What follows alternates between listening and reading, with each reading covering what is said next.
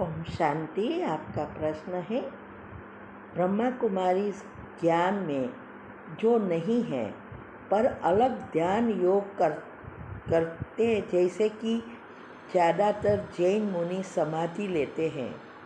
मेरा प्रश्न है, उनकी जीते जी समाधि अवस्था को जाने में और हमारे अशरीरी अवस्था में क्या अंतर है?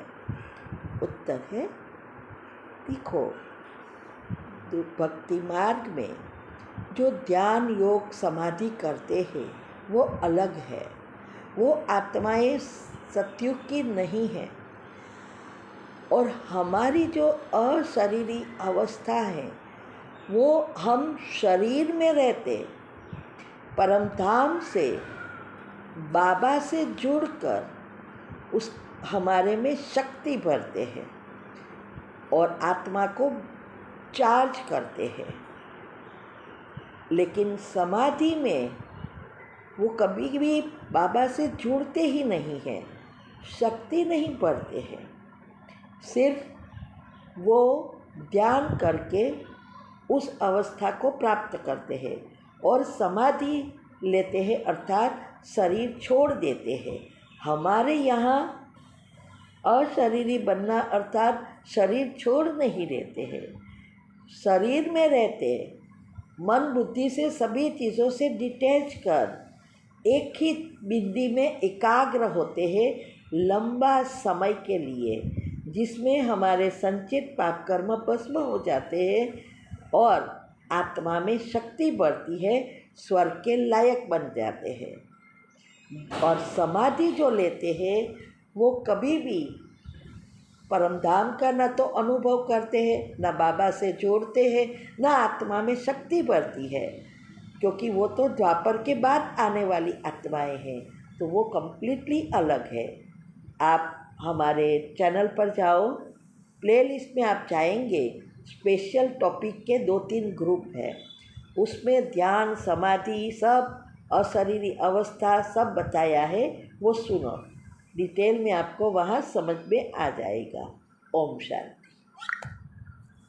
प्रश्न है, अगर कोई आत्मा की माँ ने शरीर छोड़ दिया है, बेटी ज्ञान में है, माँ ज्ञान में नहीं है, तो वो अपनी माँ का पैसा अगर बाबा की सेवा में सफल करती है तो इसका जो भाग्य बनेगा उसकी माँ के भाग्य में जमा होगा या नहीं, क्योंकि वह आत्मा तो शरीर छोड़ चुकी है। अब तो क्या जिंदा रहते ही अगर वो पैसा बाबा के यज्ञ में डालते तभी उस आत्मा का भाग्य बनता? उत्तर है, पहले तो ये तो बहुत अच्छी बात है कि आपको इतनी अच्छी सोच आपकी मम्मी के बारे में आई। तो अगर आप उनके नाम से सेवा में धन लगाते हैं और उसमें भी सेंटर बनाने की धन सेवा कराते हैं तो उसका बहुत पुण्य उस आत्मा को मिलता है।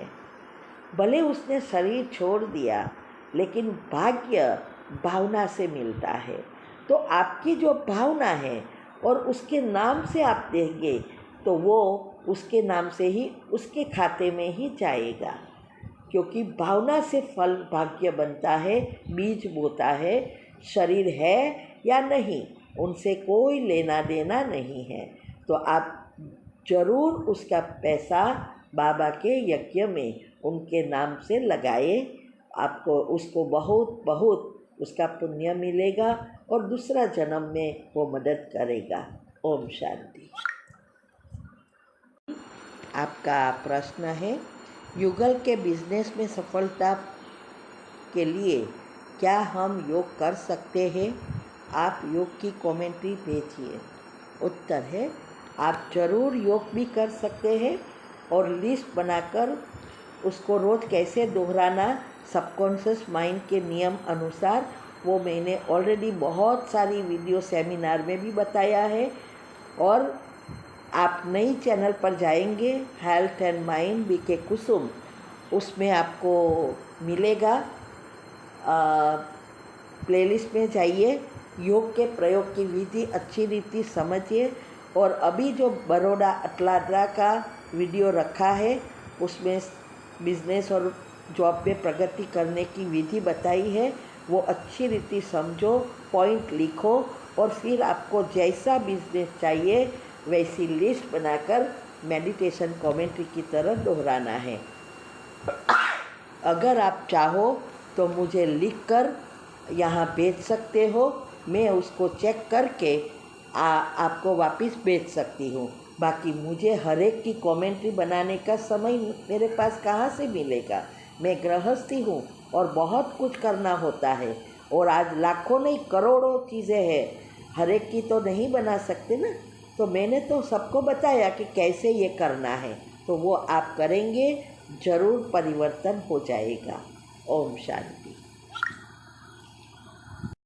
ओम शांति। आपका प्रश्न है कि मेरा बेटा 3 साल पहले उसकी शादी हुई है, जब से वो आई है बहू घर में पॉलिटिक्स करती है, बेटा उसी की मानता है, वह नौकरी करती है। मेरे युगल और मेरा छोटा बेटा सबको बड़े बेटे की नज़र में गिरा दिया है। उसकी माँ की चलती है, उसकी माँ उसको धमकी देती है, मेरी बेटी की मैं वापस ले बुला लूँगी। बेटा भी टॉर्चर करता है, कहती है घर मेरा है, उपाय बताइए। 13 साल से ज्ञान में हूँ, अकेली हूँ। उत्तर है, देखो ये आपके हिसाब किताब और आपके बेटे के हिसाब किताब अनुसार आपकी बहू आई है। वो जो हिसाब किताब है वो थोड़ा होता है, लेकिन शायद आपके नेगेटिव विचार उसको बढ़ा रहा है। आपकी बात पर से लगता है आपको उसके प्रति बहुत नफरत है, क्योंकि वो आपका कहना नहीं करती। अभी देखो ज़माना बदल गया है और जितना आप नेगेटिव सोचेंगे उसके बारे में और उसकी मम्मी के बारे में, आप खुद उसके साथ के पाप कर्म खींच खींच कर बाहर लाएंगे और प्रॉब्लम बढ़ेगा, कम नहीं होगा। और कोई नहीं चाहता कि डिवोर्स हो। आपको तो खुश होना चाहिए कि वो पति पत्नी का संबंध अच्छा है। तो पहले योग के प्रयोग की विधि कल भी मैंने प्रश्न के उत्तर में वो लिंक भेजी थी कि क्या कैसे करना है। सबकॉन्शियस माइंड के अनुसार लिस्ट बनाओ कि आपकी बहू कैसी चाहिए। एक भी नेगेटिव विचार उसके प्रति या आपके बेटे के प्रति या उसकी मम्मी के प्रति, माना बहू की मम्मी के प्रति नेगेटिव नहीं चलाना, नहीं तो बीच का नेगेटिव लेयर्स बढ़ता जाएगा और वो पॉजिटिव दूर होता जाएगा, पुण्य नज़दीक नहीं आएगा। इसीलिए एक लिस्ट बनाओ और वो भी वीडियो आप देख सकते हैं, जो चाहोगे वो पाओगे। उसमें भी मैंने सेकंड डे का जो पार्ट होता है सेमिनार का, उसमें विधि बताई है कि कैसे सबकॉन्शियस माइंड के अनुसार लिस्ट बनाना है।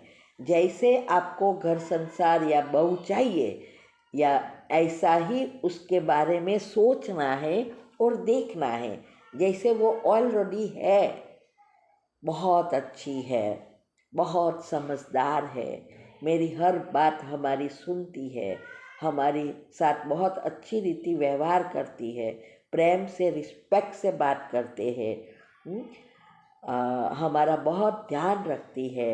ऐसा जो आपको चाहिए वह ऑलरेडी वो है अच्छी, और ऐसा ही उसको देखना है और उसके बारे में कैसे 3 बार नेगेटिव विचार को कैंसल करना, कैसे पॉजिटिव भरना, सुबह में उठकर माफ़ी की कमेंट्री इस सभी आत्माओं के साथ, आपके बेटे, आपके जो भी लड़की के पेरेंट्स वगैरह सबको विजुअलाइज करके क्षमा की कमेंट्री करके उसको जो आपने लिस्ट बनाया वो दोहराना है। और सुबह में उठकर 5 मिनट की कमेंट्री के बाद जो दिनचर्या ग्रुप में आती है, उसके बाद 21 बार आप ये भी एक लाइन में समराइज करके सोचना है कि मेरी बहू बहुत अच्छी है, अब हमारा घर संसार अच्छा चल रहा है, ऐसे। तो ये जो चाहोगे वो पाओगे, वो सेमिनार का सेकंड डे और योग के प्रयोग की विधि करके ये सब फॉलो करेंगे तो आपका भी अच्छा रहेगा और आपके बेटे और बहू भी अच्छी रीति रह सकेंगे, जी सकेंगे और नए पाप कर्म से बच जाएंगे। ये तो आप नए पाप कर्म बना रही हो।